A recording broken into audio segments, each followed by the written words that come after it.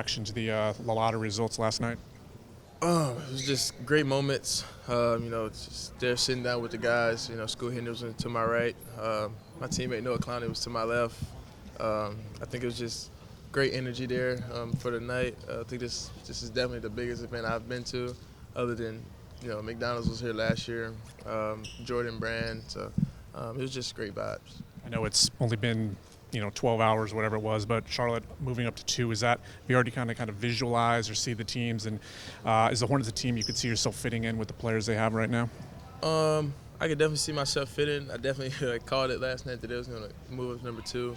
But I think right now I'm just taking it slow, just going through the process. What do you know about LaMelo Ball and his game? He's definitely an animal. He's definitely a person I think I could play next to. I think he has more experience now, and now that the fact he's been in the league. I know he's a great guy. I'm pretty sure he's a great guy outside of basketball. I would love to meet him. It's you and Scoot at the number 2 conversation. You guys are 2 separate players, but what separates you from Scoot in terms of what you can bring to an organization next year? I think one thing that separates me from any player, I would say just being versatile. I really take pride on the defensive side of the ball. I feel like it's more to the game than just offense. I feel like if your shot's not falling, what can you do to help a team win a game? And I think I can help with my defense as far as just diving on the floor, getting 50-50, defensive rebounds, taking charges. Just started taking charges last year. As soon as I met Oates, I think it was kind of forced on me, but it's okay. What teams have you met with? I met with Charlotte, Chicago, Indiana, Orlando, Detroit. Back to the lottery last night. Just your thoughts on Wemby. How would you describe Victor? I just want to meet him in person, see if he's really 7'5", 7'6", 7'7", 8 foot wingspan. I know he's a great guy too. I've heard a lot about him. I've saw a lot about him too.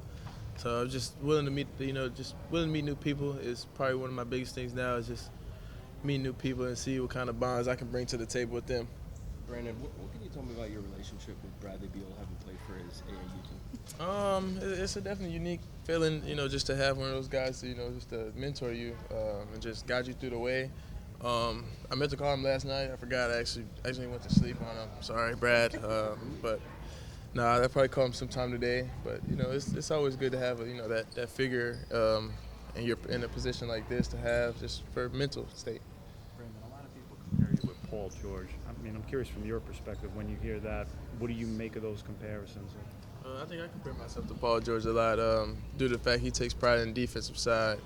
I kind of steal some of his moves and put my own twist to it. So I think the most important part is just the defensive side, like I've said, and just being able to sit down and guard, 1 through 3, 1 through 4. Was there anybody else like you maybe modeled your own game after as you were coming up through the ranks? Paul George for sure. I kind of like Indiana Pacers Paul George better than current Paul George. I think that was when he was in his prime. So Indiana Paul George. What's been the feedback that you've gotten from teams just in terms of your development and what they saw on the court from the season? I've heard a lot of them tell me I need to get in the weight room. Understand, I love the weight room. I don't fear a weight room. So I'm willing to work and get better. Yeah. You mentioned defense. Why is that part of the side of the ball very important to you in your game? Because it's not all about offense. You make shots some games, you miss shots some games. I feel like if you have an off game, I feel like you should make up with a defensive play or some kind of stop or anything like that. As far as just taking charges or getting a defensive rebound or getting a shot clock violation, it can change a game. What makes you feel you're ready for this next step in the NBA right now? What makes you feel that I'm ready? Yes. Honestly, I think I'm gonna come in just filling the place just a winner. I think any team that gets me is just gonna have a winner, not a self player. Just really here to get as many wins as I can. Brandon, what do you know about the situation in Portland, and how do you view a potential fit there? I feel like I can it'll be a great fit behind, with Dame. I feel like he'll be a great mentor. Just he has experience in the league. It'll be a great vet.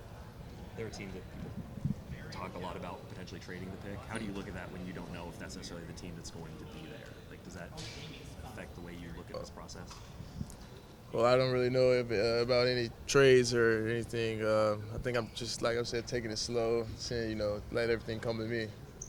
Brandon, you mentioned that you met with the Magic. Just what was the feedback from that meeting? And I guess, what do you know about their situation in terms of their team? I know they have Paulo. He kind of played the same position. That's my guy. We'll never knock him. He's a great guy. I've talked to him outside of basketball.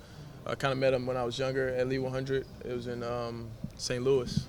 I kind of met the real Paulo at the time when I was younger. He caught me when I was younger, so he was bullying me, pushed me around and everything. So, it happens. It's just basketball. I think he's going to be a great player in the league. What's it like going through this process? You said not only with your Alabama teammates, but you played AAU ball with Nick Smith Jr. as well. It's definitely fun, seeing Nick here. We kind of, I wouldn't say grow up together, but we kind of grew up together. Just to see where we come from at Brad Beal. I think it's a successful year. Just to see Nick here all excited and smiling. I don't think I've ever seen Nick smile a day in my life at Brad Beal. So just to see him smile, I'm happy for him. What do you anticipate your emotions being draft night? A lot of smiles, no crying. I don't do the crying. It's okay. Is Bradley somebody that is on your mentor list, somebody you lean on? And Of course. so what has his words been to you? Oh, just encouraging. It's nothing, it's nothing negative. It's all encouraging words. It just keeps me motivated today. Besides getting in the weight room, what have they told you about the adjustment to the league?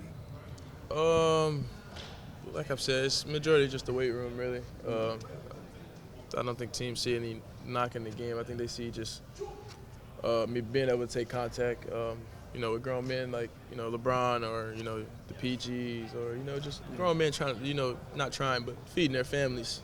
I think it's a big adjustment just going from college to the NBA. Did you expect all this fast?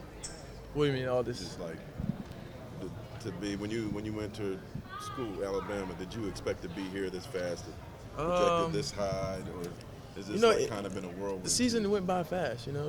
I remember I got there May 28th and had my first practice, and then it was just snap of fingers last game. So I think it did go by fast. I'm talking about in terms of being a potential number 2 pick. Did you see that coming in to college, or did you think this was? Did you know you were one and done? Did you know that? Well, I've always seen myself one and done. It's always been the goal, and not just to make it to the league. It's just to build a career in the league. Probably 10 plus years in the league. Yeah. So yeah. Was there a moment this season you're like, I could do this. I could be on the next level? No, I think in the season I was just worried about winning. Brandon, do you think you're ready day one to play big minutes on a team that's trying to do big things? Of course, I'm doing whatever I can just win ball games. You mentioned you met with Detroit. What was their feedback, and what was your impression of that organization and the young core that they have? I think the feedback they gave was just getting in the weight room, probably a higher release on my shot. I could do it in college, but it's a bit different in the league. So just working on getting a higher release with my shot. Brandon, when you're sitting there and you really don't have any control of what team is going to get what pick or anything like that, what emotions are going through as you're sitting there, essentially waiting for your life to unfold and where you can go? You know what I mean? Yeah.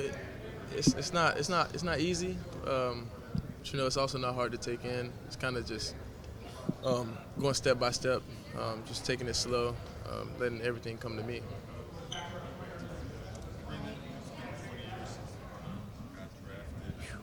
Can you imagine where you might be 20 years from now playing at the kind of level that he's still playing at? What goes through your mind when you see that? 20 years is a lot of years. I'm 20 myself. I feel old. You're not. Man, I feel old, man. Nah. I think I would still be in the league. I think the biggest thing with LeBron, he take care of his body. So I think that's the biggest thing with just being in the NBA is just the body. I think it plays a big part of the career you build in the league. Brian, what's it like having all these cameras in your face? Are you used to it yet? You know, sometimes I don't realize they're there. So I would like to say I'm used to it. I remember at the draft party last night, me and Scoot had at least 3 big cameras in front of us. Had a guy on his knee, another guy standing up. So, I mean, majority of the time you don't really notice all of them right here.